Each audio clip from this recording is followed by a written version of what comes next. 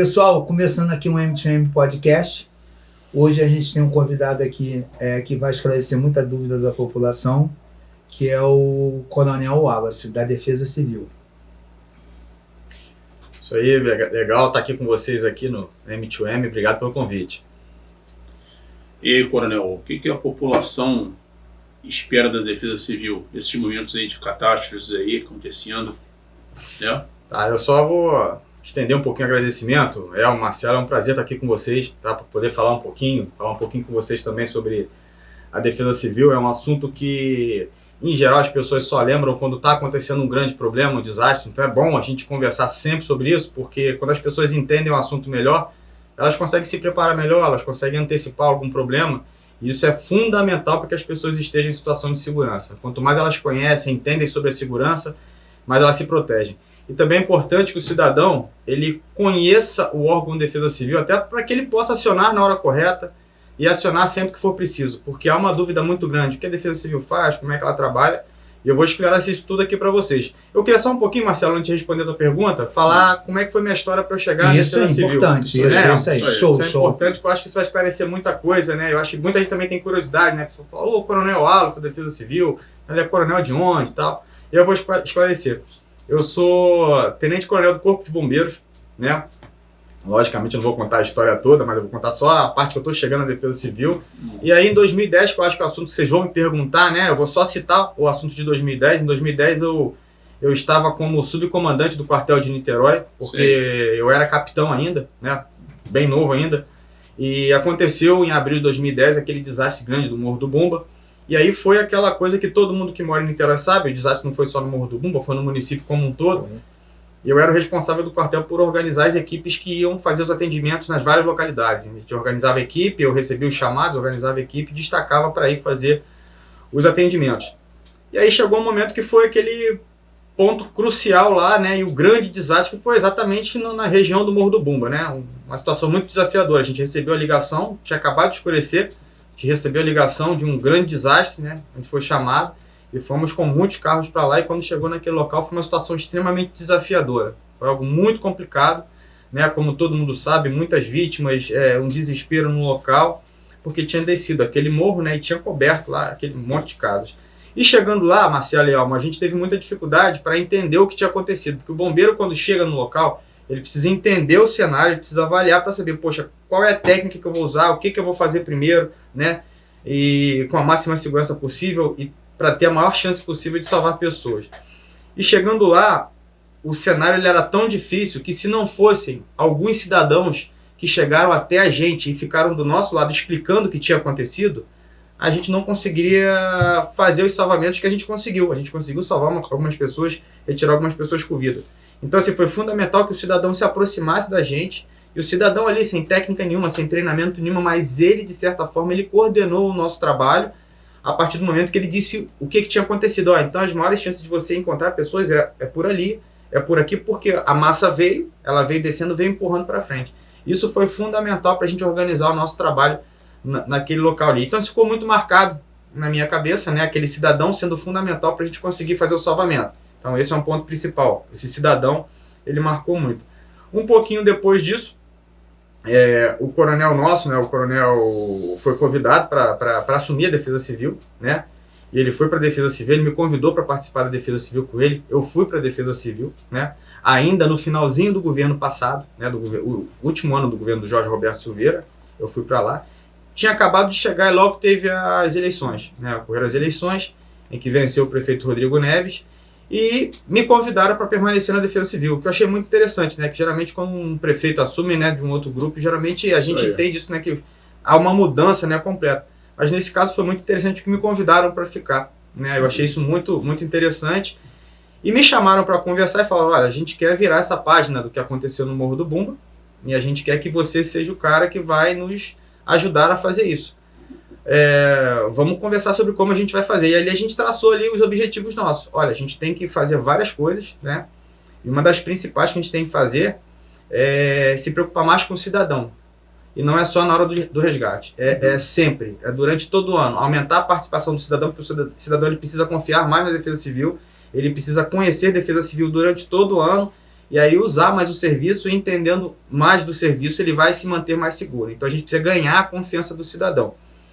E isso é uma coisa interessante porque eu fui do Exército no passado recente, né? Eu fui oficial R2 do Exército e eu era da PE. E o Exército ele tem um certo afastamento do cidadão, né? Ele trabalha um pouco à distância, né, do cidadão. E quando eu entrei no bombeiro, eu lembro que no meu primeiro mês de bombeiro, eu estava fardado no ponto de ônibus, uma senhorinha veio e me deu um abraço, que eu nunca não conhecia, não sabia quem era. E aí ficou abraçado um tempão comigo e depois olhou para mim e me agradeceu. Falou, olha, muito obrigado, porque se não fosse vocês, eu tinha morrido no acidente, meu filho também tinha morrido, vocês salvaram a gente. E aí eu dei conta da importância que era ser do Corpo de Bombeiros. Eu dei conta disso. E aí desde sempre eu tenho muito foco no cidadão, até nos salvamentos como bombeiro, que eu sempre trabalhei, sempre muito foco. E na Defesa Civil eu trouxe isso, entendeu, Elmo? Eu trouxe essa perspectiva minha de cuidado com o cidadão por conta do que eu aprendi como bombeiro militar, do que eu sei como bombeiro militar, eu sou bombeiro militar da ativa ainda, e também pegando aquela informação daquela situação do Morro do Bumbo e que aquele cidadão foi fundamental para auxiliar o nosso trabalho. Então, eu tenho um cidadão, ele quer trabalhar, ele quer dar uma ajuda, ele quer fazer alguma coisa, ele é a primeira pessoa no local do desastre, o cidadão, ele é a primeira pessoa. Então, que tal a gente trabalhar melhor com o cidadão, preparar o cidadão, né, fazer com que ele entenda melhor o que é defesa civil, os cenários de risco. E isso construiu um cenário que fez com que a gente tenha hoje a Defesa Civil que tem em Niterói, né, que tem uma vocação para tecnologia, para monitoramento meteorológico, equipes técnicas, uma boa capacidade de atendimento, mas principalmente focada no cidadão. Então, essa é um pouquinho da história até eu chegar hoje no que é a Defesa Civil. É isso. Mas qual é aquele diálogo com o morador que vai perder, ou então já perdeu tudo no tempo onde a pessoa gastou um dinheiro nas suas casas, sim. o governo federal não dá um suporte legal, com a ligação, o que você fala para o morador que você tem que sair daqui, que isso está caindo, e o morador não quer sair. Sim. É difícil, né? É difícil. Marcelo, a gente está falando de desastre. Desastre é uma palavra muito pesada, né? Desastre pressupõe algo que se fez alguma coisa, se tentou evitar, ou melhor, ninguém queria que acontecesse. Essa é uma característica do desastre. Então eu falo sempre assim, é o que oriento os meus trabalhadores. Primeiro, nenhum cidadão mora em área de risco porque quer. Ninguém. Ele mora ali porque alguma condição, alguma característica financeira, a dinâmica. A gente vê as grandes metrópoles, né, aquelas que têm encostas, elas extremamente ocupadas, as encostas ocupadas por conta de um processo histórico de ocupação de área de risco e antigamente isso foi até estimulado, né? Foi até estimulado. Então assim, a gente se depara com esse cenário. Quando ocorre um problema desse, Marcelo, a primeira coisa é conversar com o cidadão e dar graças a Deus porque ele está com vida. Essa é a primeira coisa, porque num desastre é muito importante você prezar e ter prioridade no salvamento da vida. Então isso já é um ponto muito importante, né? Só que aí você falou muito bem, eu concordo contigo, tem todo esse processo da pessoa que perdeu tudo. E perder tudo é o que você está falando, é praticamente tudo, só não é a vida. Mas só não é a vida. Psicologicamente a pessoa fica abalada, economicamente é um grande desafio para aquela pessoa que já estava numa situação econômica frágil, porque ela estava morando numa situação de risco. Então, nesse cenário, a gestão pública ela tem que oferecer todo o suporte necessário para o cidadão. Mas eu digo que, por mais que haja o esforço público, por mais que você tente fornecer, sempre o cidadão vai reviver aquela condição ruim do desastre. Porque, inclusive, psicologicamente, né? Se ele perdeu uma foto de um ente querido, aquilo vai fazer falta, ele perdeu aquela memória afetiva da casa dele, isso é sempre muito ruim. Tecnicamente falando, né? Tecnicamente, a gente tem os meios para receber essa pessoa e dar o suporte necessário. Que são os abrigamentos, né? As defesas civis trabalham em conjunto com as assistências sociais para oferecer abrigos, né? A gente oferece abrigos. O abrigo não é o melhor lugar para ficar. Exatamente, não é o melhor lugar para ficar, mas não é mesmo, por isso que o nome é abrigo, né? E o abrigo ele deve ser usado de forma temporária até que a pessoa tenha capacidade de ir para outra localidade. Tem outro instrumento também público que é utilizado, que é muito importante, que é o benefício social, que é o aluguel social.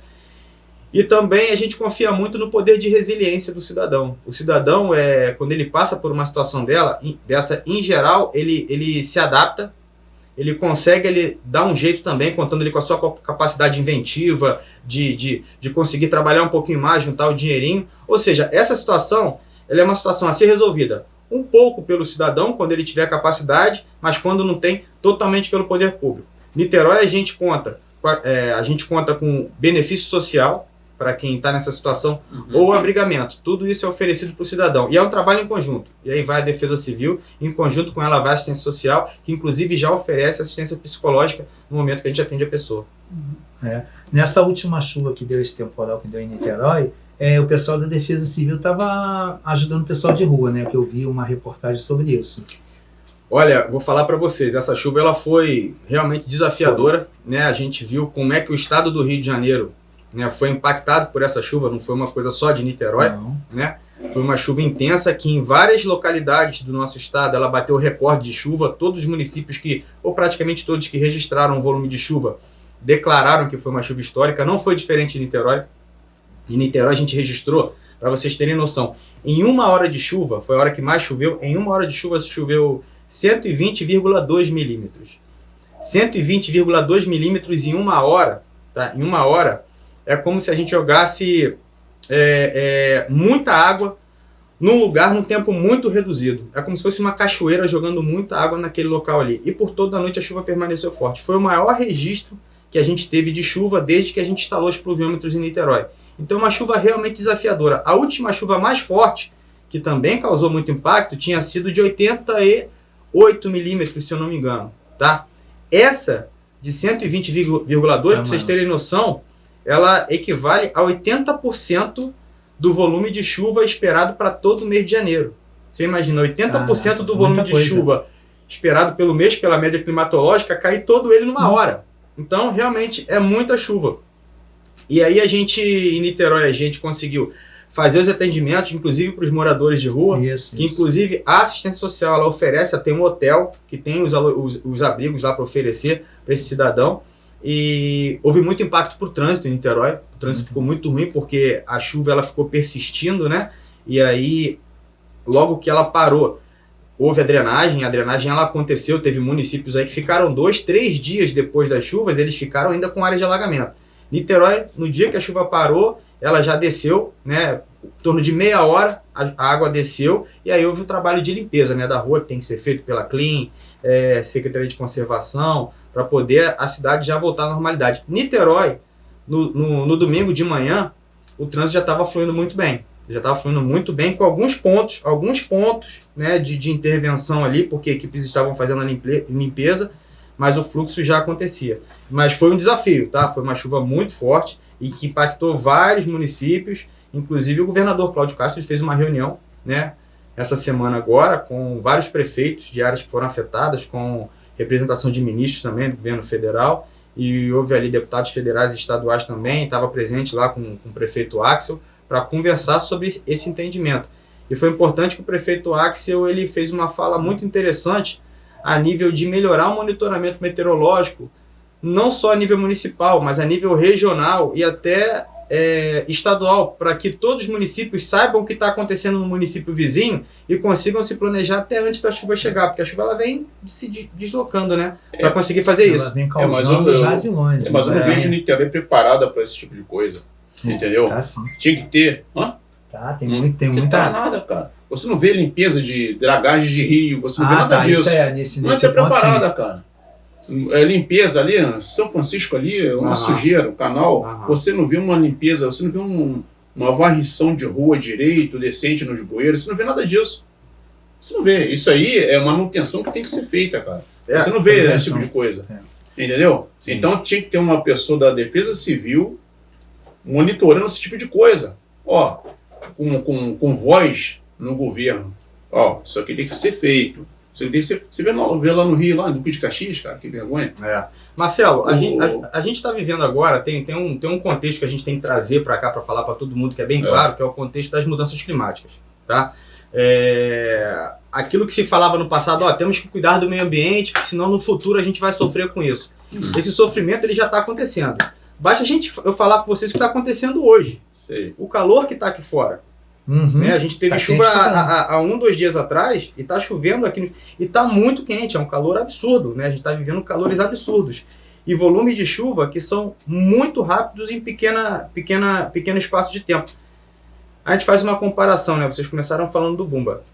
A gente já teve chuvas aqui muito piores do que as chuvas da época do Morro do Bumba. Eu sei. E não tivemos nada nem parecido com o que aconteceu naquela época. Agora, os canais de drenagem, os dutos de drenagem, eles não foram feitos para essa condição de mudança climática agora. Não foram. Eles foram feitos numa perspectiva lá de trás, né? E a cidade ela já está consolidada em alguns pontos. Mas a prefeitura ela vem atendendo e vem fazendo um trabalho. Por exemplo, região oceânica. Na região oceânica foram investidos mais de 400 milhões só em obra de drenagem. A região oceânica que vivia embaixo d'água por qualquer chuva. Você lembra disso, Sam? Você trabalhou sempre lá. Hoje você tem a Romana Gonçalves, ela dava 1,5 metro de água quase que sempre quando chovia, né? E lá foram colocadas aduelas, são redes de drenagem que passam um carro dentro dela. Então, isso foi melhorando. É lógico, Marcelo, é lógico que eu concordo contigo, tá? O trabalho preventivo, ele tem que melhorar sempre. É isso aí. A limpeza, ela tem que melhorar sempre. Mas os desafios que estão à nossa frente, eles são muito complexos. E eu digo para você o seguinte, Marcelo, com toda tranquilidade, qualquer local, é só você avaliar. Vamos ver os municípios onde essa chuva caiu tão forte assim. Todos foram impactados. Alguns mais, alguns menos. Alguns ficaram 3 dias com água ainda. Água no joelho. Mas não estão fazendo, né? Água no joelho. É. Em Niterói, a gente conseguiu no dia seguinte já estar com o trânsito fluindo. Então, é um trabalho difícil, tá? Eu entendo o seu questionamento e concordo com o seu questionamento em vários pontos. A gente tem que sempre, na verdade, para essa questão de resiliência, Marcelo e Elmo, a gente tem que se aprimorar cada vez mais. É um grande desafio, tá? Niterói chegou a um patamar, que eu posso dizer para vocês, em que a gente... como é que eu vou classificar isso? A gente tem sido hoje convidado para dar palestras, para falar sobre a Defesa Civil de Niterói, inclusive a nível internacional. Há pouco tempo a gente estava em Madrid, apresentando a Defesa Civil de Niterói na Espanha. A gente foi para a Argentina, para 2 municípios, né, para Lanús e para Buenos Aires, apresentar a Defesa Civil de Niterói.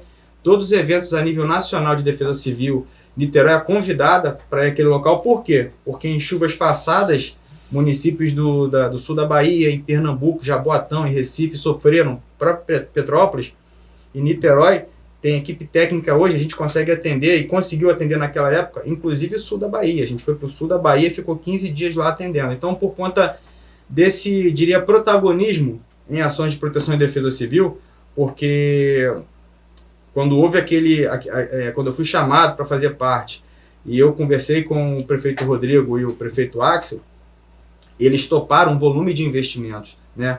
A gente fala hoje, não tem uma comparação, não tem um município no Brasil que tenha investido R$1 bilhão em resiliência. A gente não tem isso, não tem, tá? Por quê? Obras de contenção de encostas, elas não são vistas. Qual o cidadão que você perguntou? A gente investiu aí em várias obras de contenção de encostas, ele vai passar e fala, não, eu não vi, pô, eu vi ali na subida da cachoeira, eu vi ali na caixa d'água, porque é via de fluxo. Mas ele não sabe que tem uma obra ali enorme no Morro do Estado, que foi de contenção de encosta. Ali na Martins Torres, atrás dos prédios, de mais de 9 milhões. Eu estou falando uma obra média. Lá no Boa Esperança, que teve aquele grande problema, foram investidos quase 30 milhões ali no Boa Esperança. Quem passa ali embaixo não vê a obra que está no Boa Esperança. Então, há realmente essa perspectiva, tá? De que não foi feita. Mas o investimento está acontecendo, mas o investimento tem que ser cada vez maior. E os trabalhos têm que ser cada vez melhor. Concordo contigo. Por quê? O desafio também é cada vez maior. Eu estou gostando de falar para você. Em Niterói, nós temos o mar ainda, que a água vai desembocar para o mar. E Duque de Caxias, aquela região lá. São Paulo. Se chover em São Paulo, meia hora já era, irmão. Não tem pra onde é a água aí. Aí fica ali parada ali. Niterói ainda tem essa vantagem. A questão do mar. Ela vai embora ali. Eu vou te dizer, Marcelo, eu vou te dizer uma coisa engraçada. Pode ser uma vantagem, mas pode ser uma desvantagem. Porque dependendo da hora da chuva, se o mar estiver alto... aquela parte ali é toda a nível do mar. A nível do mar, entendeu? Mas é difícil porque ali Baía de Guanabara é difícil ter aquele mar...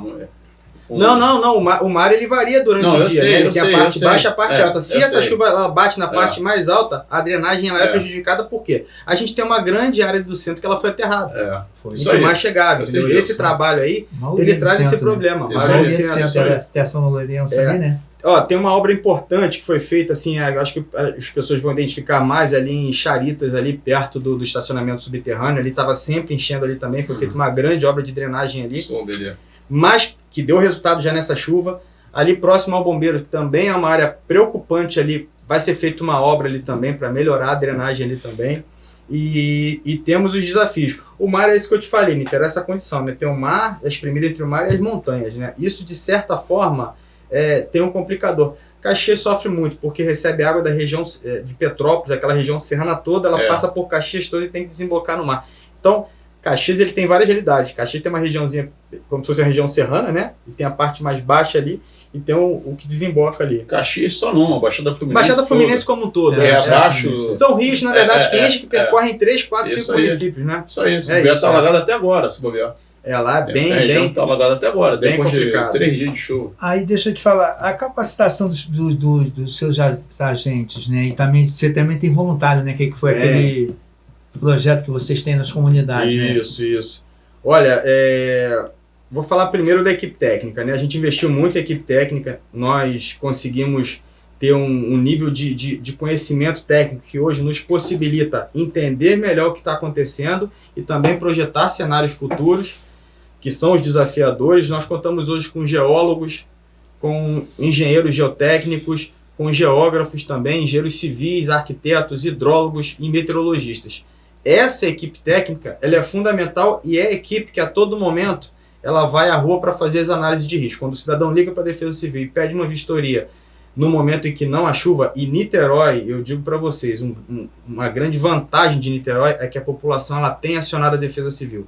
Nós temos investido muito nos nossos canais de comunicação. Eu acho que você compartilha, amor, você está lá no nosso Instagram, né? Você tem o nosso Instagram e você segue, né? E você sabe que a gente manda todos os avisos ali, manda todas as mensagens, a gente faz os vídeos explicativos acerca de previsão do tempo. A gente tem um aplicativo que é muito interessante, convido todos a baixarem nosso aplicativo, que é o Alerta DCNIT.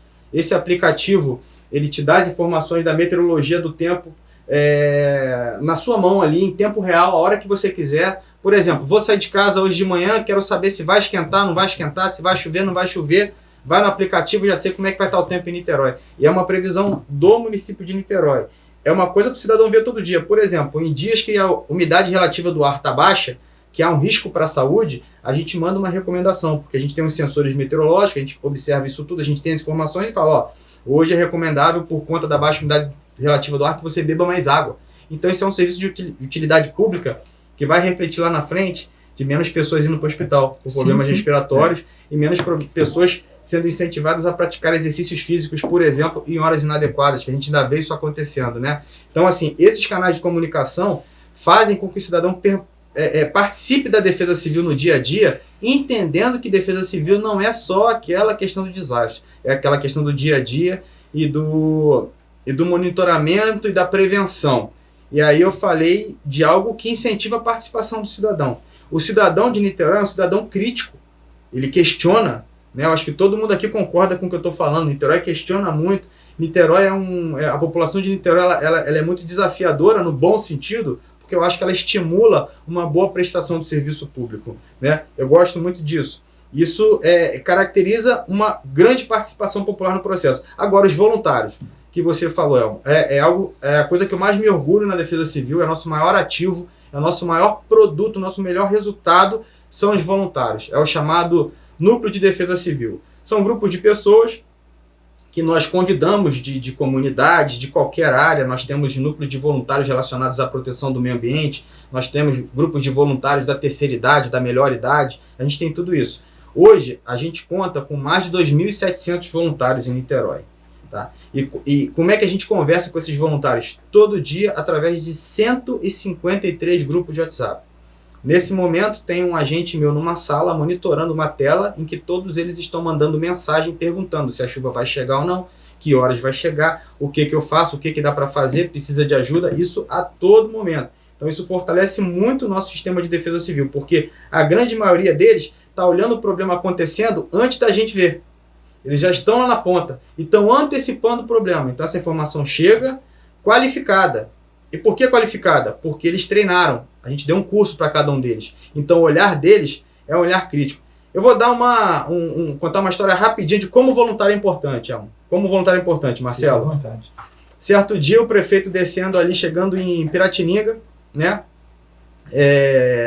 Descendo ali a serrinha, onde tem ali perto do Caniçal. Chegando no Caniçal, o prefeito me ligou e falou assim, Wallace, dá uma olhada aí porque eu estou vendo aqui um foco de incêndio na vegetação aqui próxima do Caniçal. Vem ver o que é, aciona aí porque pode pegar nas casas, aqui é perigoso, né? E queimar a vegetação aqui. Aí de imediato ele ligou direto, então, o prefeito ele é extremamente incomodado com o que está acontecendo na cidade, 24 horas por dia esses caras estão trabalhando, estão olhando e estão acionando a gente, né? Acionam os seus secretários, suas equipes, né? Os prefeitos estão sempre de olho nisso, tanto era na época do Rodrigo Neves, quanto é agora na época do Axel. E de imediato eu fiz 3 coisas quando eu recebi esse telefonema do prefeito falando do incêndio. Eu pedi a um colaborador meu para ligar para o Corpo de Bombeiros, avisar mais ou menos onde é que era, pedi a um motorista nosso, uma equipe nossa, ir até o local, porque às vezes você sabe onde é o local, mas aí o acesso, o bombeiro às vezes não tem muita noção do acesso, mas a Defesa Civil, como percorre as comunidades sempre, sabe qual é o melhor acesso, e mandamos mensagens em todos os grupos de WhatsApp perguntando se tinha algum voluntário perto, por conta do problema. 3 minutos depois, antes até do Corpo de Bombeiros conseguir sair do quartel, porque o menino ia ligar bombeiro, avisar o que era, 3 minutos depois desse aviso nosso, um voluntário mandou uma foto dele, do local que estava pegando fogo, com fogo, e depois a foto da área apagada, era uma base de um bambuzal, e depois a foto dele fazendo assim, conversando com uma senhora. Aí ele botou a legenda, era fogo no bambuzal, já apaguei, e olha aqui eu dando uma bronca nela, na minha vizinha. E o cara resolveu um problema que ia se tornar um grande incêndio, o bambu pega fogo com muita velocidade, e o voluntário foi lá e resolveu. Em segurança, porque a gente preza muito por isso, o voluntário ele tem que saber qual é o limite dele, por isso que eles são treinados, né? Mas fez com segurança, resolveu o problema e com qualidade, porque ele tirou as fotos e me mandou as fotos para eu analisar a foto ainda e ver que ele realmente tinha resolvido. Então esse é o papel do voluntário, né? Durante as chuvas, quando a gente tem, por exemplo, que acionar as sirenes, né, nas comunidades, que é uma situação bem complicada, vocês imaginem, agora com essa chuva, ali entre 1h30 da madrugada e 2h30 da madrugada, a gente acionou 8 sirenes. Imagina um cidadão sair da casa dele, né, na chuva e preocupado para onde ele vai. Quem é que dá a orientação melhor para ele, onde ele vai e a orientação com qualidade? É o vizinho dele. São os voluntários da Defesa Civil. Por quê? A gente avisa que vai tocar a sirene, a gente avisa o voluntário primeiro. O voluntário pega essa mensagem e manda para os vizinhos dele. Ah, mas como é que o voluntário sabe para quem ele vai mandar? Porque no treinamento ele percorreu a área dele com a gente. Ele já tem noção de onde são os pontos principais, então ele manda. E quando ele manda uma mensagem, ele encaminha, esse vizinho, esse amigo dele, pergunta a ele, pô, vem cá, ô Elmo, que mensagem é essa aqui que você está me mandando aqui? Ele responde com qualidade. Não, é da Defesa Civil, porque possivelmente daqui a pouco vai tocar a sirene, e se tocar a sirene, a gente vai percorrer e vai até o ponto de apoio, que é tal local, e a gente também vai, porque a sirene vai tocar e a gente vai estar esperando lá você. Isso dá confiança para o cidadão. E a gente tocou sirene em 8 lugares, tá? E as pessoas foram, e graças a Deus a chuva passou e a gente não teve maiores problemas. Quando a sirene toca, as pessoas que estão da comunidade tocam a sirene, elas vão para o ponto de encontro, ou tem alguma resistência? Há sempre uma resistência normal da pessoa querer sair da sua casa, que ela está a princípio, numa zona de conforto ali. Agora, a gente nunca diz que quando toca a sirene é para todo mundo sair de casa. Sim. São só aquelas pessoas que têm a casa mapeada e que a gente indicou. E também ela não precisa necessariamente sair da casa dela e ir para o ponto de apoio. Ela pode sair da casa dela e para a casa de um vizinho. Ela pode sair da casa dela e para a casa de um parente. No começo dos avisos durante o dia, se ela tiver uma facilidade, ela já pode sair e ir para a casa de uma outra pessoa antes até da chuva chegar. Então a gente tem essas alternativas. Tem a alternativa do ponto de apoio, que é para quando a pessoa não tiver para onde ir, mas e que ele é acionado e aberto. Mas se ela tiver outros lugares, é até preferível que ela vá para uma casa de um amigo, a casa de um parente, para ela ficar um pouco mais acomodada do que o que a gente chama de ponto de apoio, que não é um abrigo. É um local que as pessoas ficam. Em geral, a gente usa escolas municipais, que a gente abre, não as salas, a gente abre a área de pátio, área coberta, né? Para que as pessoas possam ficar acomodadas, principalmente com segurança. E nos pontos de apoio, a gente desloca SAMU, desloca assistência para quando as pessoas chegarem lá, que elas tenham condição já de ser assistidas quando elas chegam, entendeu? Mas um ponto aí que você falou aí, as pessoas, de repente, que não sabia. E se a pessoa querer ser um voluntário, o que eles fazem? Isso, boa. Boa, Marcelo. Que pergunta, cara. Boa. Aí você me bota na cara do gol, cara. Dá pra ver que você é flamenguista e que você deve ser um bom meio de campo. Né? Você deve jogar a bola ali pro atacante só fazer o gol. Quem é tricolor não tá gostando muito não, né? Tá aqui no estúdio aqui. Mas há sempre essa pergunta. A gente tem vários canais de comunicação. Aí eu vou falar pausadamente aqui. A gente tem os telefones. O de emergência, que é 199, tá? Mas tem outro que a população pode anotar também, que eu vou falar com calma, é o 2620-0199. 2620-0199. vai cair na Defesa Civil de Niterói, tá?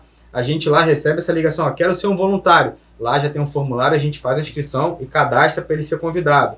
Através do Instagram, entrou no Instagram, mandou mensagem, quero ser um voluntário. Já vai entrar já. Nesse aplicativo que eu falei com vocês, tem um item ali que quando há uma ação preventiva, alguma coisa que não é tão emergencial, a gente bota lá para os voluntários e dispara. Todo mundo que tem o aplicativo, ele vai ver que tem um evento acontecendo e que a Defesa Civil convidou. Para todo mundo aparece. E aí coloca ali, quer participar? Se você clicar, você, por exemplo, Marcelo, que não é voluntário, você vai clicar para participar e vai aparecer lá, coloque seu CPF. Você vai botar o CPF e vai aparecer, você ainda não é um voluntário. Quer participar? Aí abre um formulário do Google, você preenche o formulário, já entra na nossa base de dados. Entrou na base de dados, a gente já vai voltar e falar com você e convidar você para fazer o treinamento. Bem ou mal... Pelo Instagram também, enfim. Bem ou mal, as pessoas também não sabem que eles dando alguma informação que ajude a população, ele está sendo voluntário, né? Ele está ajudando. Exato. No Zap, alguma coisa assim, está ajudando a prevenir a população de alguma coisa. Eu digo o seguinte, Marcelo e Elmo, todas as pessoas têm vontade de ajudar. Isso é do ser humano. O ser humano é um ser coletivo, ele quer ajudar. Eu falo, pô, você já quer ajudar, você já gosta de ajudar, que tal a gente te dar uma ferramenta para você ajudar melhor? A gente te ensinar a ajudar melhor, te ensinar inclusive a salvar vida, a sua e a de quem está em volta de você. E de você salvar a vida do seu vizinho, daquelas pessoas. Isso motiva muito o cidadão, isso faz com que o cidadão queira participar. Esse ano, a gente já está com previsão de fazer novos núcleos de defesa civil em 3 comunidades. Eu sei que o primeiro vai ser ali no Boa Esperança, que já está agendado para ser feito, acho que já daqui a 2 semanas, já vai ser feito no Boa Esperança, um pouquinho antes até do Carnaval, se eu não me engano, um pouquinho antes do Carnaval. Já temos outras comunidades para fazer. Vamos, já no começo do ano, fazer um treinamento para voluntários, que é numa temática diferente. Olha a temática que eu vou falar para vocês. Tem sido muito discutido de um tempo para cá, já faz um tempo, a necessidade da Defesa Civil e do governo não só fazer o salvamento de pessoas, mas também fazer o salvamento dos animais. Dos animais domésticos. É uma preocupação. Por quê? A gente estava falando do cidadão que sofre o impacto de desastre. Às vezes aquele cidadão que ele é levado para um local, se o animal de estimação dele fica, primeiro que o animal fica indefeso. E aí se ele estiver preso na coleira, por exemplo, ele vai morrer ali. Não vai ser alimentado. E segundo que essa pessoa, ela se preocupa com o animal dela. Ela sofre. Ela sofre, é como se fosse um familiar dela. Então as estruturas de defesa civil hoje, elas têm que estar preparadas também para atender a necessidade de resgatar e abrigar também esse animal. E não é abrigar junto com a pessoa, mas também não é abrigar num ponto da cidade e em outro ponto da cidade abrigar a pessoa. Então tem que ter um cuidado com isso. Isso está cada vez mais sendo comentado. É um grande desafio também. Tá? Sim. Não há hoje um formato ideal para isso em algum local. Não há, a gente está buscando isso. Tem vários órgãos que são não governamentais, que são ONGs, que fazem esse trabalho. E em Niterói, a gente vai dar um passo muito importante agora esse ano. A gente vai fazer um núcleo de defesa civil, trabalhar com os voluntários, voltado para a proteção animal. Ou seja, a gente vai convidar pessoas para participar de um curso que vai, além de ensinar a salvar pessoas, vai dar dicas também para salvar os animais. E principalmente dicas preventivas. A pessoa que tem um cachorro, tem um animal, ela já saber o que fazer em situação de desastre. O que eu posso fazer para caso tenha um alagamento, meu cachorro, por exemplo, eu tenho que soltar meu cachorro da coleira, eu tenho que ter uma alternativa em que ele não fique preso, porque pode encher meu quintal. Se eu tiver que sair de casa, eu tenho que estar pronto para levar esse cachorro comigo, eu tenho que ter a coleira pronta comigo. E se tiver que fazer algum salvamento em alguma região, como é que isso é feito, quem é que eu chamo, quem da prefeitura pode fazer isso. Então esse curso eu acho que ele vai ser interessantíssimo. Eu estou dando em primeira mão para vocês essa notícia aqui, a gente está preparando para fazer a divulgação a partir da semana que vem. Vai ser logo depois do Carnaval, a gente está prevendo fazer ali em março, vão ser 2 sábados. Né? A gente vai contar com aulas de defesa civil, de primeiros socorros para os animais. Vai vir um pessoal que a gente vai convidar ainda, mas eu creio que vai acontecer do Corpo de Bombeiros, que vai ser convidado também. Tem essa especialista que é desse grupo de resgate de animais em desastres. É uma especialista que trabalha no Brasil todo. A gente vai chamar para cá, é a Carla Sassi, a gente vai convidar. Carla, me desculpe se você estiver assistindo, eu ainda não te convidei pessoalmente, mas fique sabendo que você vai ser chamado em primeira mão. E ela vem aqui também para a gente bater um papo aqui com a gente aqui. Eu tenho certeza que vai ser um treinamento que a população de Niterói vai querer participar e vai dar muito resultado. Irmão, e como a população recebe vocês nos locais de desastre aí. Entendeu? Porque eles, pô, estão lá, né? Uma situação bem complicada, né, Marcelo? Aí, pô, eles confundem vocês com outras coisas. Não tem nada a confundir. Acontece muito, né? Sim. É, outra coisa é outra coisa. Aham. Vai confundir política com outra coisa. Vocês estão ali, aí eles te recebem, você está ali para ajudar eles. Isso. Em casos. É. Né? Eles já confundem, não sei o que, meu parente não foi atendido, não sei o que. Então eles confundem, você está ali para ajudar, dar solidariedade para eles. Isso. Entendeu? Não tem nada a ver uma coisa com a outra, como eles recebem. Não, Marcelo, um caso difícil, né? Não, é bem difícil, mas assim, cara, eu vou te falar, eu estou à frente como secretário na Defesa Civil, já está fazendo 10 anos, né? É uma rodagem já de um certo tempo. Então, assim, eu digo para você que até a população ela já conhece até o Coronel Wallace, ela já conhece o Coronel Wallace. Esse colete aqui, ele tem uma característica, né? O Elmo tá falando aqui que a população conhece o Coronel Wallace, né? Conhece. Né? Tá ali, sempre ali na frente, ali, o pessoal passa, fala com a gente. Fala. E esse colete aqui, essa identidade visual, é muito importante para isso também. E a natureza do nosso serviço. Eu vou até dizer outro ponto antes da natureza do serviço. Tem outra coisa que é importante, Marcelo. A Defesa Civil, aqui em Niterói, a gente não está na comunidade, nas áreas, só quando está chovendo. A gente está o ano inteiro fazendo atividade. A gente vai, faz vistoria, a gente analisa. As obras de contenção que são feitas, nós avaliamos. A gente que coloca as áreas de maior vulnerabilidade, as de maior nível de risco, para você ter ali aquele nivelamento e saber qual é a real prioridade para que uma obra não seja feita ali ou acaso em outro local. Elas são feitas a partir de um mapeamento de risco, em que a gente coloca o que é mais necessário. E a gente tem eu tenho um grupo de WhatsApp que é com todas as lideranças comunitárias aqui. Então as lideranças falam comigo a todo dia. A minha esposa, que está aqui no estúdio, me acompanhando, ela sabe que eu chego do trabalho e antes de eu conseguir me desgarrar totalmente do trabalho, eu fico às vezes 1 hora no telefone para dar o retorno para todas as lideranças que estão com um problema na La Ponta e precisam de uma orientação. Então a gente fala com elas. Então esse contato, Marcelo, esse contato, você falar com eles e tá ali pronto para apoiar hoje mesmo. Um ligou agora de manhã, eu falei, não, vou mandar uma equipe para ir agora. E aí foi uma equipe lá agora, avaliou, que foi uma casa que cedeu um pouquinho a parte da fundação dessa casa, e a casa infelizmente foi interditada, mas que bom que ela foi interditada e ela não caiu e a pessoa não faleceu, entendeu? Então esse contato, e 24 horas, lembra que eu falei, 2.700 voluntários, eles representam essas comunidades, são mais de 143 comunidades aqui em Niterói, todos eles estão falando com a gente, e o meu agente lá está dando resposta automaticamente para ele, e está combinando vistoria, e está falando. E durante a semana eu tenho equipe nas comunidades todos os dias. Então essa vivência, esse dia a dia é muito importante. E a natureza do serviço. A natureza do nosso serviço, eu falo sempre, não é fácil. Se fosse fácil, todos os problemas já tinham sido resolvidos. Isso aí. É um grande desafio, tá? E a gente encara isso como um grande desafio e com muita seriedade e com muita maturidade. Não dá para chegar e brincar com isso. Eu sou muito sincero com isso. Eu falo olho no olho com todas as pessoas. Olha, a gente só consegue fazer até aqui. Até aqui é o que eu consigo fazer. A partir daqui eu não tenho condições. Então você me ajuda que a gente somando, a gente consegue fazer esse trabalho e vai ser melhor para você, vai ser melhor para a gente.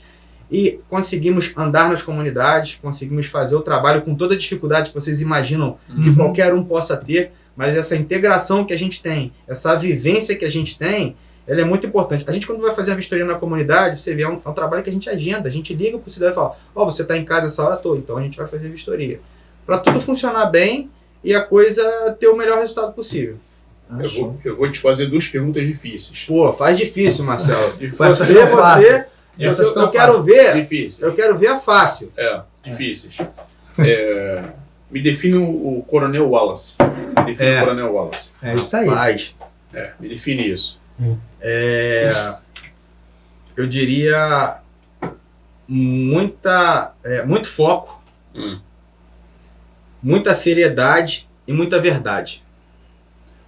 Agora me define o Wallace ser humano, para você lidar com tudo isso. O ser humano. Olha, um ser humano como qualquer um, muito emotivo, chora, o ser humano se emociona, chora. A profissão é uma coisa, agora o ser humano que se lidar com muita coisa, entendeu? Ao vivo, fala é fácil, qualquer papagaio fala, né? Exatamente. Agora, lidar com aquilo... É um trabalho difícil. Esse é um trabalho Lidar difícil com aquilo porque a gente carrega o peso de ter que ajudar muitas pessoas em situações muito complicadas. Isso é muita responsabilidade. E vira e mexe, a gente acaba carregando um pouquinho disso com a gente no coração, entendeu? E pesa um pouquinho às vezes, né? Às vezes o cansaço, ele não é nem tanto físico, não. Ele é um cansaço mais psicológico. Um impacto, né? Também. Porque você tá ali que... o Elmer é um cara que eu vejo sempre na rua, ele sabe, ele vê as lideranças indo lá falar comigo, a liderança comunitária, ele tá indo lá porque ele tá pedindo por 10, 20 pessoas que estão lá. E eu me preocupo com essas 10, 20 pessoas. Chega ao ponto de, às vezes, eu entrar em contato direto com a pessoa, eu, secretário, entrar em contato direto, porque eu vi que o problema dela demorou a ser resolvido, né? E eu me preocupo muito com isso, tá? Me preocupo muito com isso. E o ser humano é como qualquer um outro. Tem um treinamento de bombeiro que facilita um pouco isso, tá? Mas eu sempre falei com meus amigos de quartel, a gente tem que ter a racionalidade para fazer o salvamento e não errar no salvamento. Mas tem que ter a humanidade para poder reconhecer que aquele ali é um ser humano e que você precisa se dedicar ao máximo para salvar. Você lidar com criança, lidar com um monte de coisa é muito... Cara, é muito forte. Não, é muito forte. Na hora você pensa assim... Criança, você então... Você sai até da profissão, né? Sim. Como gente, como ser humano. Sim. Eu tenho alguns episódios com criança, que eu não vou citar aqui, mas eu diria que todos eles, graças a Deus, foram poucos. Todos eles, assim, em que o resultado não foi o que a gente queria, eles estão marcados na memória. Todos eles, triste. Infelizmente, é muito triste. Você quer ser difícil a pergunta, né? Pergunta difícil, hein, Marcelo? Difícil você lidar com isso. Vamos lá, cara, tive que segurar aqui a gente só está falando assim de desastre, esse negócio, mas a Defesa Civil também trabalha com prevenção de acidente doméstico, né? Que é aquele curso que faz aquelas feiras. Exato. Poxa, obrigado também por fazer essa pergunta. Todo evento que tem na prefeitura, que a gente tem a disponibilidade, que a gente tem a possibilidade, a gente vai, coloca uma tenda da Defesa Civil, a gente faz uma palestra sobre primeiros socorros, acidente doméstico. Acidente doméstico é muito importante e é legal que as pessoas estejam nos ouvindo, né? Férias escolares, né? E fica um alerta aqui, é um período muito crítico para acidente doméstico com crianças, porque o pai continua trabalhando, o pai e a mãe vão trabalhar e o filho está em casa. Estaria no horário escolar, estaria na escola, mas está em casa. E aí ele acaba, às vezes, mexendo com coisa que é perigoso, mexendo com fogo, mexendo com cozinha. Então a gente tem uma série de acidentes domésticos relacionados à questão de gás em casa, botijão de gás, com queimaduras, né? Vai esquentar um leite ali de manhã, aí esbarra na leiteira, aí tem queimadura, e às vezes quer mexer com álcool. Então, assim, evitar, tá, as crianças que ainda não têm condição de mexer com fogo, criar uma forma de que ele não consiga utilizar, e muito cuidado, principalmente agora no período de férias. A gente fala também de acidentes domésticos relacionados a idosos também, que é um grande problema também. Então, preparar a casa melhor para que o idoso ele consiga se deslocar melhor dentro de casa, não colocar aquele tapete que é uma armadilha para o idoso. Se tiver escada, colocar um corrimão adequado para que ele consiga segurar com firmeza e subir a escada. No banheiro, né, por conta do sabão, né, poder escorregar no banheiro, ter lá aquela base para segurar do lado e ter um tapete que ele seja mais aderente, né, que evite que ele escorregue.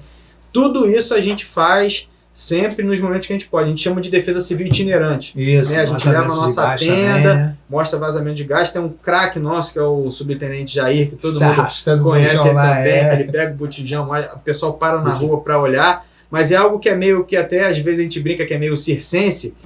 Mas é legal porque chama a atenção da pessoa, a pessoa para olhar. E sempre quando a gente dá uma explicação,zinha ali de meia hora, a pessoa fala, pô, nunca ouvi falar nisso. Olha, eu fazia tudo errado. Caramba, eu podia ter morrido por conta disso. E aquilo com certeza vai fazer a diferença na vida dela e vai trazer segurança para ela. Eu teve uma chuva aqui em casa e meu telhado estava dando a goteira e caiu na escada. E minha esposa falou, olha, cuidado que essa escada escorrega.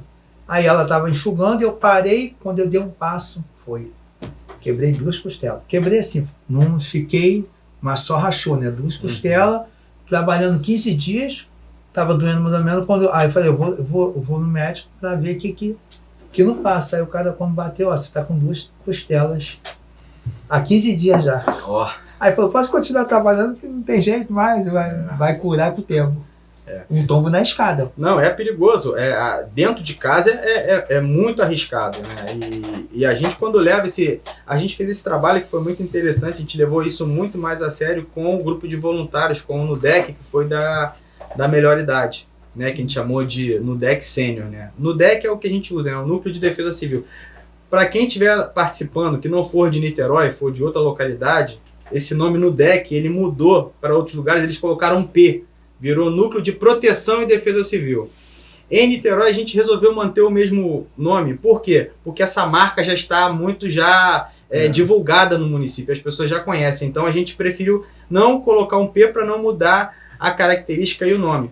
E me lembrei agora, os voluntários foram super importantes na época da pandemia. Na época da pandemia, aquela época desafiadora, né, que a gente passou, né, o maior desafio da nossa história, né, da nossa geração, o maior desafio, Niterói implantou um programa muito importante, que foi o Renda Básica Temporária, que era fazer com que R$500 por mês chegassem, né, em torno de R$500, eu posso estar errando um pouquinho no número, mas por aí, quase isso. Ele tinha que chegar na mão do cidadão que era mais vulnerável, né? A gente fazia parte da associação na época. Opa! Eu era presidente da associação isso e ele era da diretoria. Tá. Então vocês estão compreendendo o que eu estou falando a nível desse evento, né? Sim. E fazer isso de forma transparente, da melhor forma possível, fazendo que o dinheiro chegasse na mão da pessoa de verdade. O que foi feito? A prefeitura fez um cadastro junto com a assistência, com o CAD único, usando os dados do CAD único, né? Elencou lá uma determinada faixa e aí divulgou 9 polos no município para entregar. Só que essa entrega ela tinha que ser feita de forma muito organizada, porque a gente estava naquele período que não podia ter aglomeração. Tinha que manter o distanciamento, né, de segurança lá, o distanciamento. Tinha que ter álcool toda hora, limpar. Então, como é que você junta a população, o volume da população de Niterói em locais para pegar um cartão? Então isso foi muito desafiador, porque, vamos lembrar, o colaborador ou funcionário da prefeitura, ele também é ser humano e muitos deles não podiam sair de casa. Sim. Porque seguiu a recomendação. Eu tenho uma pessoa que é de risco na minha casa, um idoso, então a recomendação é que ela não trabalhasse na rua porque poderia levar a doença para casa. Então, obedecendo todos esses critérios, lógico que houve uma necessidade de um reforço nas equipes da prefeitura. E nós reforçamos a equipe da prefeitura para fazer esse trabalho. Em cada um desses polos, iam em torno de 30 a 40 colaboradores que eram voluntários da Defesa Civil e ajudavam no controle das filas, botar o álcool na mão da pessoa, orientar, não pode tirar máscara, tem que colocar. Alguns até no guichê para ajudar a pegar o nome na relação, porque foram entregues cartões, né? Foram feitos cartões, né, que funcionavam como cartões de débito, para ter muita transparência, né, e que para o cidadão ele pudesse ter mobilidade, né, com aquele oportunidade e, na verdade, eu quis dizer, ele poder de escolha. Eu quero comprar ali, ou vou comprar lá, ou vou comprar remédio aqui, ou vou comprar alimento aqui. É lógico que era restrito para alguns itens, mas isso dava a condição do cidadão poder utilizar melhor, até porque ele não podia se deslocar muito, ele tinha que poder usar o mercado próximo da casa dele. Então foi um trabalho maravilhoso que a prefeitura fez, e cada polo de trabalho eram 2 secretarias ou uma que tomava conta de cada polo. E nós que éramos os gestores, que somos os gestores do processo dos voluntários, né, dessa estrutura dos voluntários, a gente cedeu voluntários para outras secretarias. E a partir dali, todas as secretarias de Niterói, elas começaram a conhecer os voluntários da Defesa Civil. E quando tem alguma atividade deles que é desafiadora a nível de algum evento, ele fala, se algum voluntário da Defesa Civil quiser nos ajudar, poxa, pode convidar. E a gente faz um convite. Às vezes é um evento de limpeza de praias. Dia Internacional de Limpeza de Praias. A gente vai, coloca no grupo de WhatsApp, divulga, em menos de 10 minutos eles colocam lá o nome, a gente vê quem colocou o nome, a gente bota na lista, convoca, vai lá, dá a orientação do que é para fazer e eles atuam com a gente. Então, assim, é um trabalho muito interessante, que a gente ensina muita coisa, mas quem ganha mais com isso não é o voluntário. A população. É a estrutura da Defesa Civil, a população. Porque o voluntário sempre vai ter a pessoa querendo ajudar. O que eu sempre vi que faltou era a gestão pública ter condição de pegar esse cara que tem o potencial dele, que quer ajudar, trazer, ensiná-lo ou dar um treinamento, seja ele qual for, organizar essa estrutura e conseguir conduzi-lo para que ele possa fazer o que ele quer. Uma outra pergunta difícil que eu vou fazer para você. Por que é tão difícil você podar uma árvore que está caindo em cima da sua casa? Porque a população quer saber disso, porque tem um monte de coisa aí em cima de árvore, em cima de fio. Você vê, aqui perto mesmo, tinha um monte de árvore em cima do fio. É tão difícil fazer esse tipo de serviço. Desde que eu entrei que eu comecei a trabalhar no Corpo de Bombeiros, Marcelo, essa é uma das questões mais difíceis de lá para cá e continua sendo muito difícil. Vamos lá. Primeiro é o seguinte, responsabilidade sobre o elemento arbóreo, responsabilidade sobre a árvore. Se a árvore está na sua casa, a responsabilidade é sua. A árvore está dentro da sua casa, dentro do seu quintal, a responsabilidade é tua. Ah, mas a árvore cresceu muito e vai cair. Mas a responsabilidade continua sendo sua. Sei. Você é o gestor daquele elemento arbóreo na tua casa. Árvore em via pública, administrada pela prefeitura, em área da prefeitura. É responsabilidade da prefeitura. É a prefeitura que tem que podar, que tem que cortar. Positivo. Árvore que está em contato ou muito próxima da rede elétrica. É responsabilidade de quem? Da concessionária de energia elétrica, da Enel, tá? Recentemente a gente passou por problemas aí de falta de fornecimento de energia elétrica, Mata-Paca que foi. Né, afetado, né, ficou dias, né, sem energia. 2 dias sem luz, 3 3 dias sem luz. Alguns lugares ficaram quase uma semana. Né, eu acho que todo mundo conseguiu ver o esforço do prefeito Axel, inclusive, criando uma lei municipal e conseguindo na justiça, né, que fosse criado um dispositivo legal para multar a Enel por cada dia. Né? Ou seja, tudo possível para pressionar, porque fato é que não é a prefeitura que controla a concessionária. A concessão de energia elétrica é a nível federal. A prefeitura pouquíssimo pode fazer, ou quase nada, eu diria. Quase nada, a não ser cobrar. Cobrar com firmeza. Mas enfim, então tem esses 3 pontos. Árvore no terreno da pessoa, árvore em via pública e aquela que está em contato. Vamos para o terreno da pessoa. Em geral, o cidadão ele não se preocupa em podar a árvore, até a árvore ficar muito grande.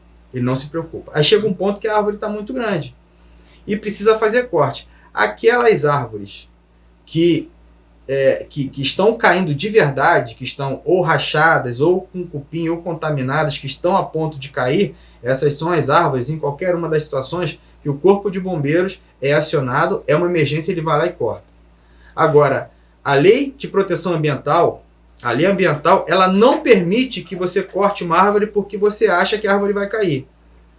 Você tem que fazer um laudo daquela árvore, e o laudo do engenheiro específico, né, florestal, agrônomo, ele tem que ser taxativo dizendo que aquela árvore vai cair para ele te autorizar a fazer ou a poda ou a supressão da árvore.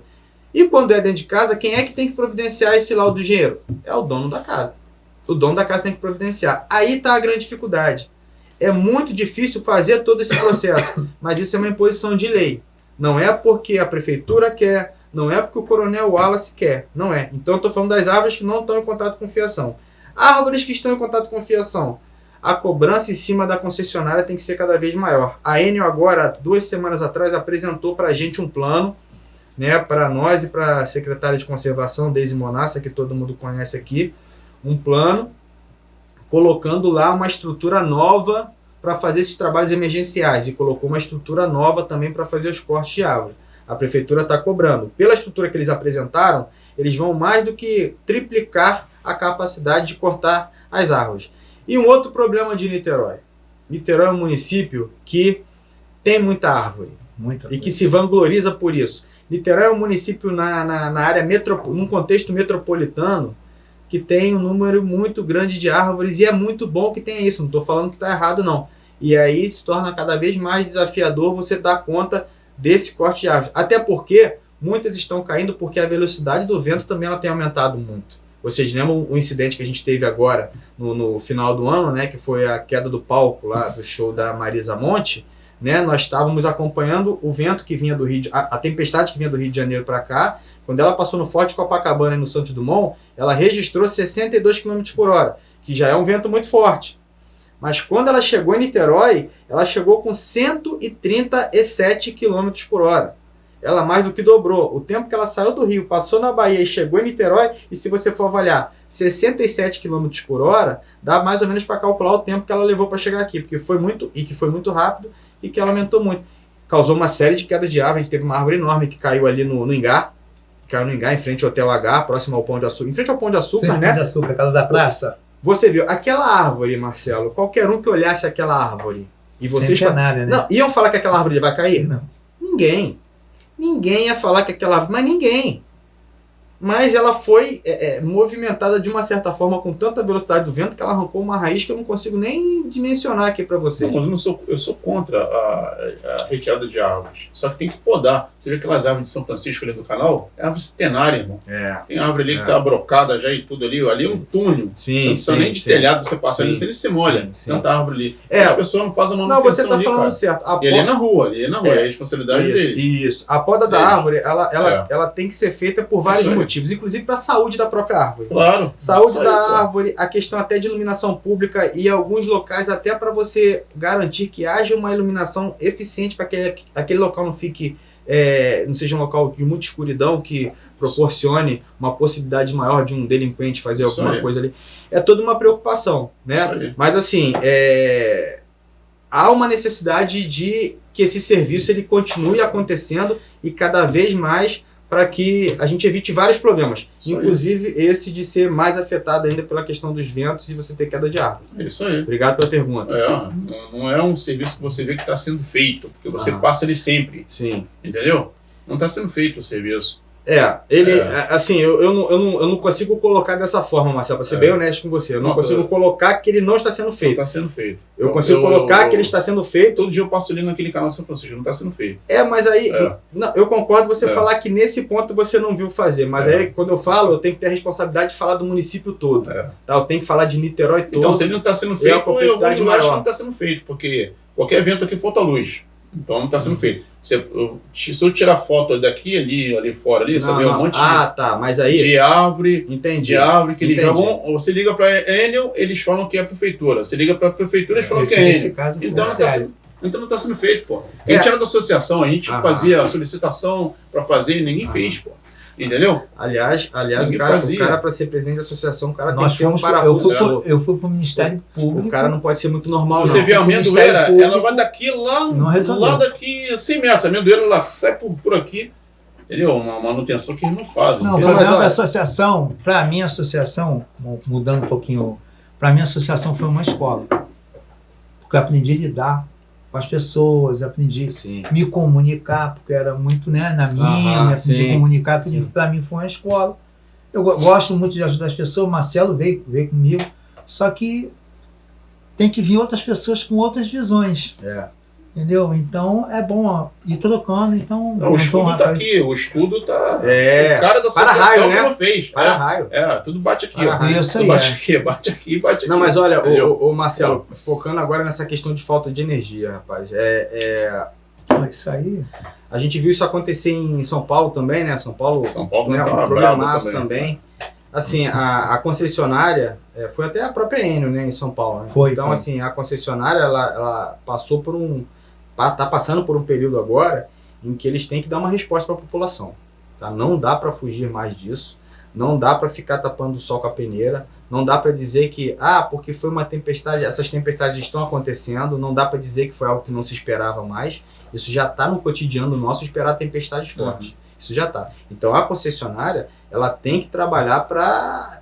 Não vou dizer que ela vai resolver o problema 100%, mas deveria ser a meta dela. Mas causar o mínimo de impacto possível. Porque olha o tamanho do problema que você tem. Você tem um morador lá que tem a geladeira, que tem uma criança lá que azeda o leite da criança, não vai conseguir. Você tem o ventilador que não funciona. Você tem a bomba de água que não consegue jogar água lá para cima. Então você fica sem água porque não tem luz. A bomba lá da comunidade fica sem energia, aí o pessoal quer fechar a rua. Exatamente. E aí tem todo um problema. O problema da Enel é o seguinte, cara. A mesma coisa, você tem uma população aqui, você só tem 4 ônibus rodando o dia todo. Não vai dar conta. Não vai dar conta. Mas, Marcelo, se a gente for falar da Enel, cara, o podcast vai acabar. Eu acho que a gente vai falar 2%. Eu vou falar da defesa civil. Vamos lá. Não, mas Não, é realidade. A Enel faz parte da defesa civil também, pô. E Coronel Wallace, qual foi o balanço de 2023 aí da defesa civil? 2023 foi um ano bastante interessante para a gente. A gente está ingressando cada vez mais nas questões de mudança climática, está se desenvolvendo mais para trabalhar com isso. A gestão pública, o prefeito Axel, ele criou algumas linhas de investimento no programa Niterói 450 anos, né, alguns específicos comunidade, um relacionado à parte de educação, saúde, e teve um eixo, que é o eixo que eu faço parte, que é clima e resiliência. Então o prefeito anunciou um investimento de não anunciou em 2023, anunciou no ano anterior, mas para essa área nossa, um pouco mais de 400 milhões de reais, e é um investimento todo voltado para o aprimoramento da Defesa Civil, tanto é que a gente instalou o radar meteorológico de Niterói, foi um investimento grande ali no Parque da Cidade, né, um investimento de 16 milhões, porque não é só o radar, é o radar, a manutenção, a torre de operação, os meteorologistas, a garantia, né, para que ele funcione. A gente investiu também, acabamos de licitar aí a compra de mais estações meteorológicas para o município, estações de medição também de nível de rio, que vão permitir, antes do transbordamento do rio, a gente conseguir melhor antecipar essa informação para poder fazer um trabalho ali de desvio de trânsito, esse tipo de trabalho que tem que ser feito, e entender melhor também qual é o volume de chuva que está causando o transbordo daquele rio, para fazer um cálculo, estimar melhor e ver qual é a obra específica que temos que fazer naquela localidade. Esses equipamentos eles sempre são importantes. E também estamos avançando para uma coisa importante, que é monitoramento da qualidade do ar de Niterói. Adquirimos também estações de qualidade do ar, que é uma pauta muito importante, por mais que seja algo invisível, que a gente não percebe, mas vocês entendem isso. Cada vez mais veículos na rua, cada vez mais emissão de CO2, cada vez mais particulado. Isso influencia até na questão climática por conta do calor, tá? Excesso de calor. Então a gente, com essa rede de avaliação ambiental do município, a gente vai ter condições de dar suporte à gestão pública. Por exemplo, onde que é o local que mais necessita agora de fazer uma ciclovia? Olha, o lugar que está mais precisando é tal local, porque a emissão de CO2 lá está muito alta, a gente precisa reduzir veículo naquela região. Então ali a gente vai fazer a ciclofaixa. Então esse trabalho de defesa civil, a gente vai cada vez mais para uma questão de leitura do que está acontecendo, entendimento do que está acontecendo, para que os problemas maiores não aconteçam. Também foi um ano desafiador, porque a Frente Nacional de Prefeitos, né, que é um órgão que reúne os prefeitos do Brasil numa associação, por conta do trabalho de Niterói em apoiar outros municípios e o protagonismo nessa área, o prefeito Axel ele foi indicado o presidente da comissão, de uma comissão específica de cidades que estão sujeitas a desastre climático. Então ele, como presidente desse grupo específico, ele é o prefeito que pauta essa agenda com todos os prefeitos do Brasil. Então Niterói tem hoje esse protagonismo com o prefeito Axel de pautar esse trabalho. Eu estou junto com ele, eu faço parte da equipe técnica dele que trabalha nessa questão. Eu sou o vice-presidente da região sudeste do Fórum Nacional de Gestores Municipais de Proteção e Defesa Civil. Por conta do trabalho que a gente vem fazendo aqui, a gente também tem essa pauta, né, para trabalhar com isso. Ano passado a gente trabalhou em conjunto em projetos junto com 2 governos municipais lá da Argentina, né? Trabalhamos com eles também, conseguimos levar ensinamentos nossos também e uma palestra nossa muito importante para várias regiões, vários locais da região Nordeste também. A gente levou o nosso trabalho de Niterói para eles. E assim, falar de levar esse trabalho para eles, divulgar, isso é importante, porque defesa civil ainda é um assunto muito novo. Uhum. Ele ainda é um assunto muito complexo. Defesa civil chegou no Brasil depois da Segunda Guerra, foi há pouco tempo. E ela chegou no Rio de Janeiro depois das enchentes, no antigo estado da Guanabara.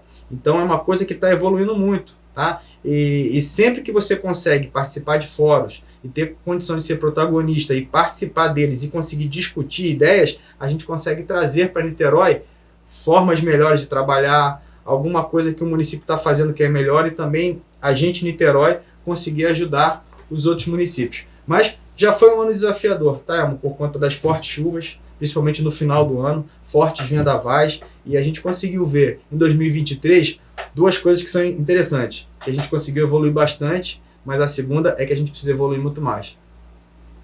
Você tem mais ou menos ideia de quantas encostas já foram feitas? Olha, falar em números é muito difícil, porque eu vou falar de algo de mais de 250 obras de contenção de encosta, e eu corro o risco de estar errando, tá?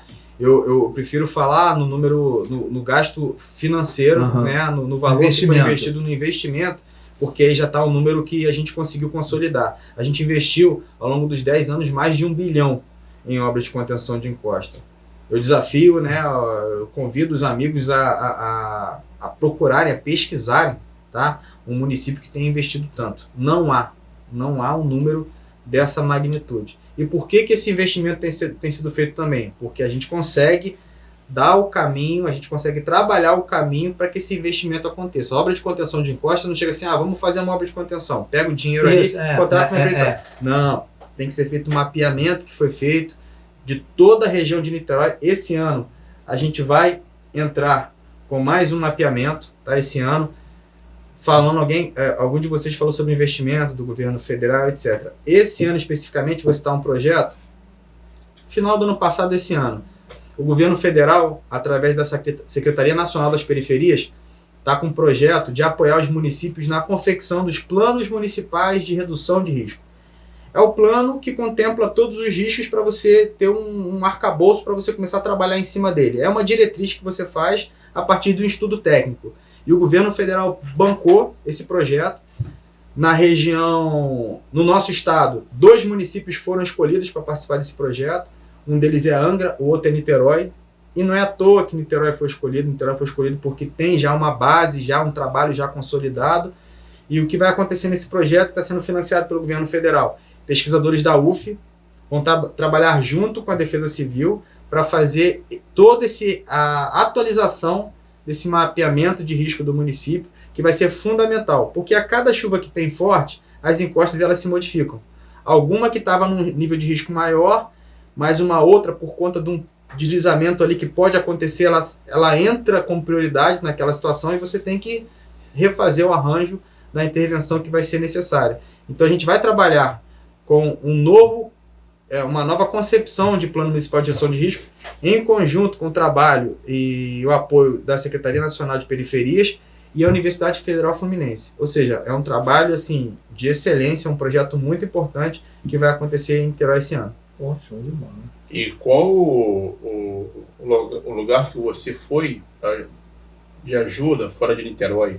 Assim, você foi para Petrópolis, não foi? Foi. Olha, eu fui para o sul da Bahia. Lá no sul da Bahia a gente ficou 15 dias, a gente conseguiu apoiar 7 municípios em 15 dias. E era uma velocidade muito grande. Você trabalhava hoje, chegava hoje à tarde, no outro dia já estava naquele município trabalhando, e já no final do dia já entrava em contato com o prefeito do outro município, já combinava o horário, eles vinham pegar a gente no município e levavam a gente para o outro, a gente já trabalhava no outro. Pernoitava com aquele, à noite já ligava com outro prefeito, já ia para outro município. E não são municípios vizinhos às vezes, alguns eram, mas outros eram distantes, né? Então a gente ficou lá, a gente ajudou eles a fazer os mapeamentos de risco, ajudar a fazer a avaliação das pontes que tinham risco de uma rachadura, poderia utilizar ou não, e essa ponte, se poderia utilizar ou não, era muito importante, porque era a ponte utilizada para levar alimento. Então tinha que ter uma avaliação técnica ali, então a gente apoiou nisso. Então lá foi importante trabalhar lá, foi importante trabalhar também em Recife, né, em Pernambuco, Recife e Jaboatão dos Guararapes, trabalhamos em 2 municípios, apoiando os 2 municípios.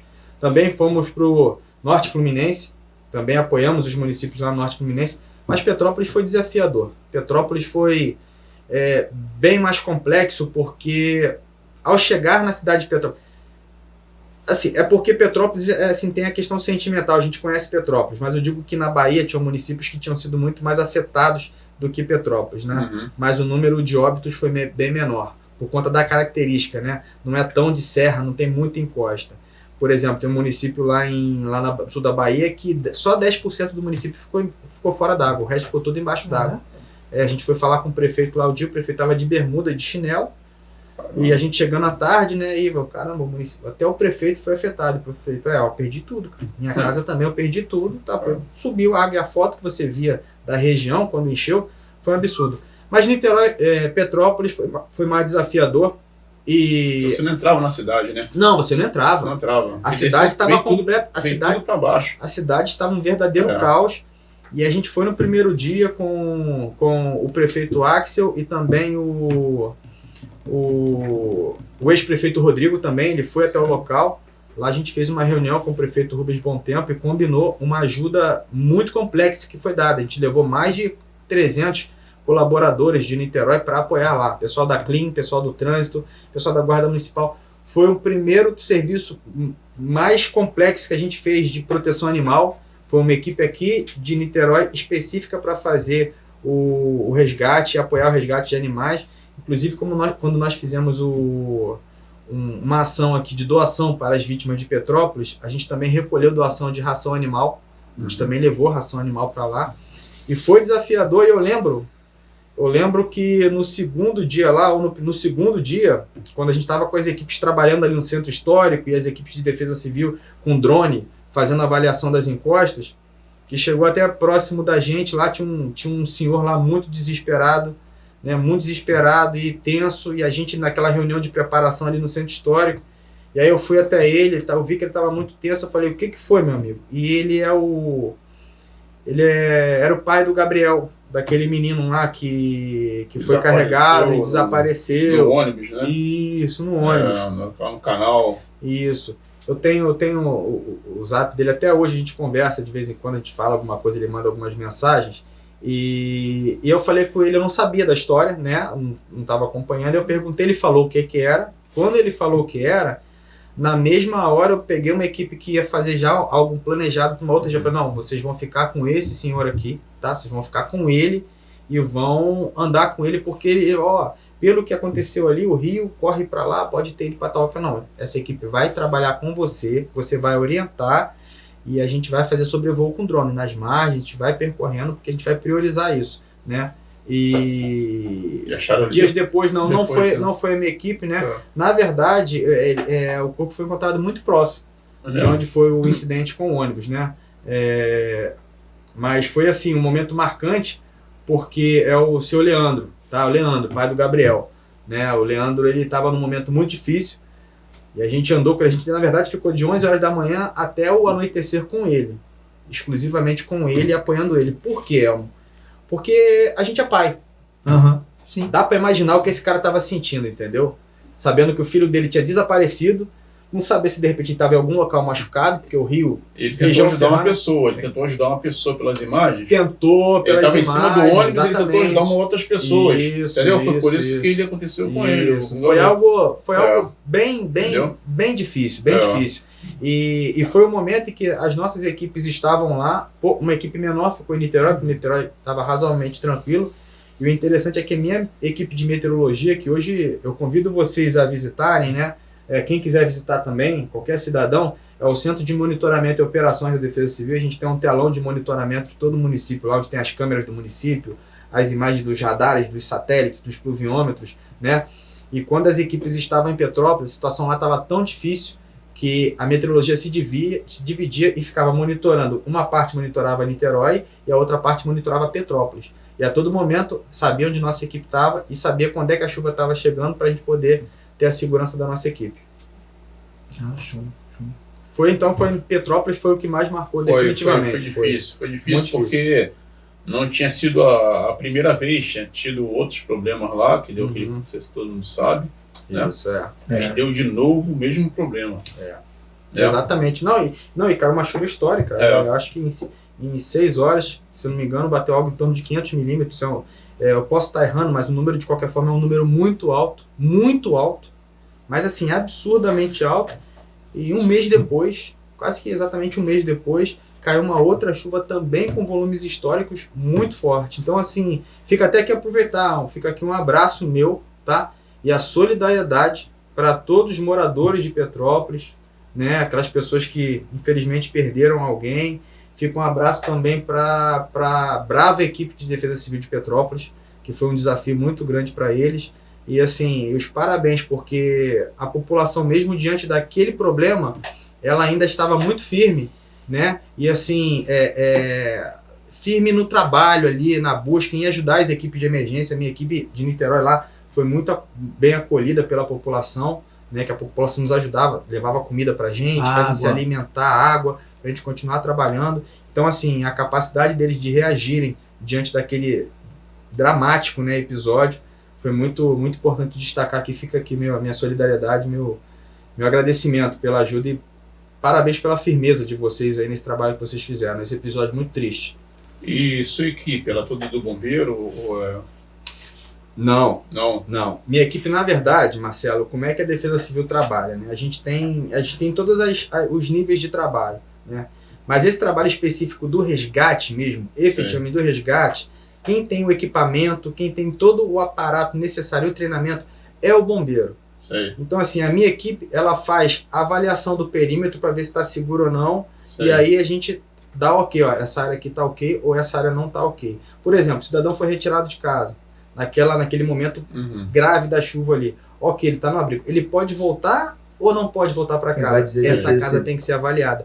E às vezes não é a casa em si, é a encosta que está atrás dela, e a encosta ela sobe e vai até uma altura absurda. Vocês lembram que tinha uma pedra lá em Petrópolis, que aquela pedra era o grande problema. E ela estava uma distância muito alta de uma região que ela poderia descer e tomar qualquer direção. Então essa avaliação tem que ser feita, e é aí que a Defesa Civil trabalha, com essa técnica, com essa avaliação, com a referência da chuva, qual é a chuva que pode causar o deslizamento, manuseando também o sistema de sirenes e de pluviômetros, entendendo o volume de chuva, e a equipe de resgate, aí sim, são os corpos de bombeiros, né, e que tem um trabalho mais aproximado naquela que a gente chama de zona quente. É que muita gente que não sabe o que é trabalhar na Defesa Civil, né? Às vezes o pessoal fala assim, o cara só fica lá de fitinha, lá, botando um negocinho, fazer nada. Agora, eu não sabe o que as pessoas fazem. Exato. Mas agora tá sabendo, né? Explicar o que fazem. Porque o Rio de Janeiro tem uma...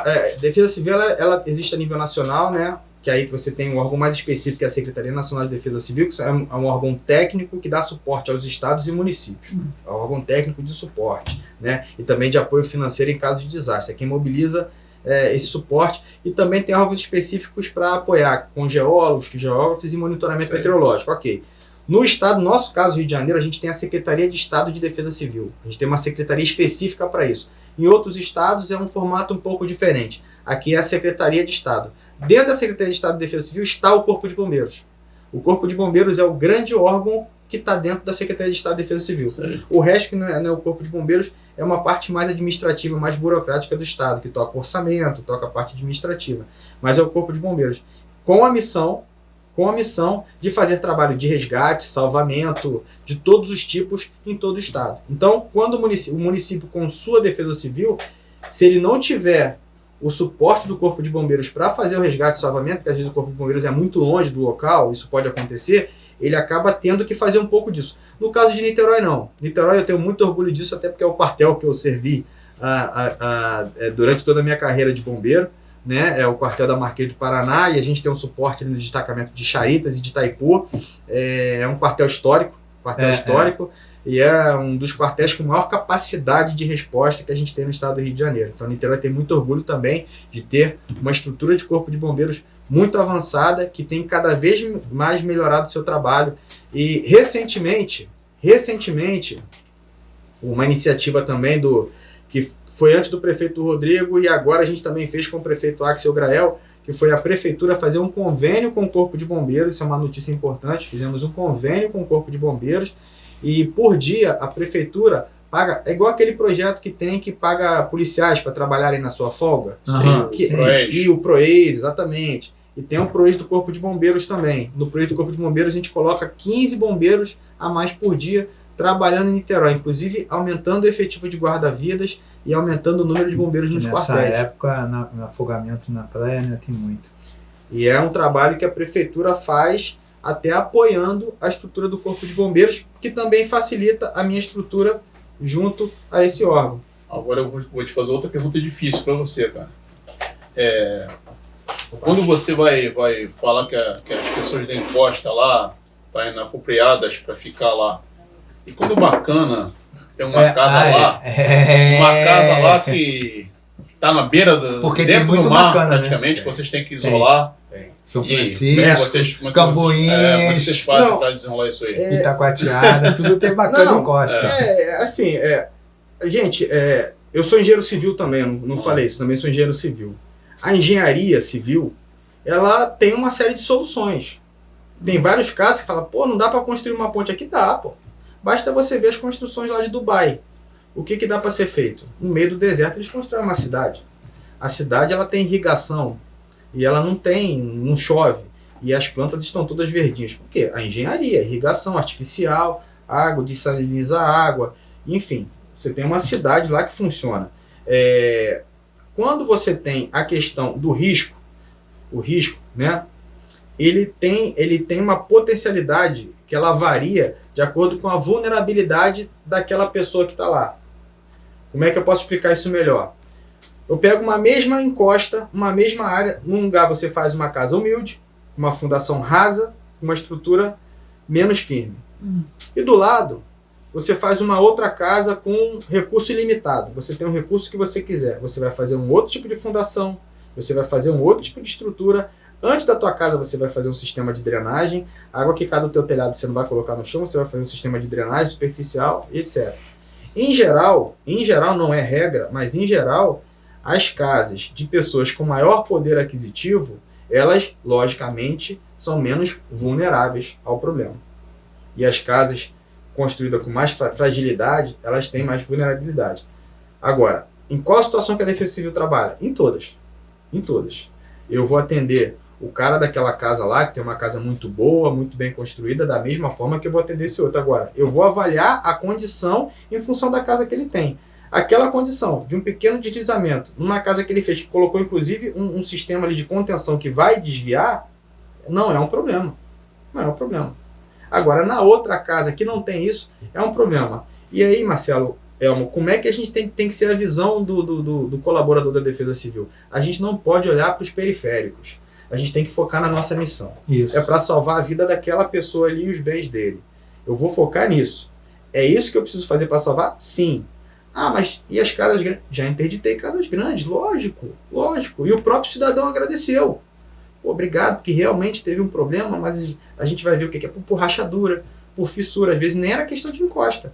Ah, eu comprei essa casa tem 5 anos, uma casa enorme, uma senhora casa, mas aí houve um problema estrutural na casa, né? Teve lá um problema lá de acomodação do solo, ela acomodou de uma forma diferente de um lado e do outro da casa, ela trabalhou um pouquinho, criaram umas fissuras grandes. Não, aquela casa ali teve que ser interditada. A solução para ele é melhor, porque às vezes ele vai processar a construtora lá, vai acionar a construtora, vai resolver. Para essa situação da pessoa humilde é mais difícil. Aí o poder público tem que entrar, tem que ter aquele colchão de amortecimento ali, de receber a pessoa e prestar o serviço para ela. Beleza. Tá bom? Beleza. Você quer deixar com o endereço da... É bom deixar, né, lá do pessoal da Defesa Civil, né, o pessoal seguir, beleza, baixar o aplicativo. Fechou. Meu recado final, então? Isso. Beleza, meu recado final. De novo, agradecer vocês por estar aqui. Adorei conhecer o estudo, tá? Pô, a M2M aqui, felizão de conhecer. Você sempre vinha me convidando, né? Falando comigo e finalmente conseguiu estar aqui. Conhecer o Marcelo também. Conhecer o Carlos Henrique também. Infelizmente vocês são tricolores, o Marcelo não é flamenguista. Mas assim, muito bom estar aqui, poder falar de um assunto que vocês viram, né, dentro do que eu estou falando. A Defesa Civil, ela tem uma complexidade, né, um assunto muito, muito interessante, né, muito gostoso falar de Defesa Civil, eu sou um fã desse assunto. A Defesa Civil está localizada ali na Coronel Gomes Machado, número 258, muito pertinho ali da Prefeitura, Muro Laranja, tem uma plaquinha lá, é fácil de achar, mas... não consigo ir até lá, pode ligar pra gente, tem o 199, pode ligar, que é o telefone emergencial, tem o 2620-0199 e também tem todas as mídias sociais através das quais você consegue fazer um contato com a gente, tem um pessoal lá conectado todo dia, recebendo e dando a resposta no menor tempo possível, da melhor forma possível que o cidadão precise. Do Coronel Wallace e do Prefeito Axel, eu posso falar por ele também, há um compromisso muito grande, até porque se não fosse a vontade dos prefeitos e o conhecimento dos prefeitos, o interesse de transformar a Defesa Civil em algo melhor e que desse uma resposta, a Defesa Civil não estaria nesse patamar. Então há sim a necessidade de se valorizar a vontade do prefeito, a vontade do gestor de investir no processo de Defesa Civil. E investindo é uma prova de que dá resultado. O resultado chega, a gente consegue atender melhor o cidadão, sabendo sempre que os desafios são cada vez melhores. Então, contem com a Defesa Civil, nos acionem, sigam também as mídias sociais da Defesa Civil de Niterói e o Coronel Wallace está à disposição sempre que vocês quiserem lá também tomar um café, bater um papo com a gente, fiquem à vontade. Tá? É isso, um abraço. É isso? Eu que agradeço aí você ter vindo aí a M2M, né? Tirado seu tempinho para participar aqui com a gente. Isso. Dizer pro pessoal aí, lá, pessoal seguir a gente, seguir a M2M, se inscrever no canal, né, que é importante, né, e também dar sugestão de qual o pessoal que quer que traga aqui pra gente, né, Marcelo, para vir aqui bater um papo com a gente. Pessoal, valeu, obrigado aí, Até a próxima. Valeu. Até.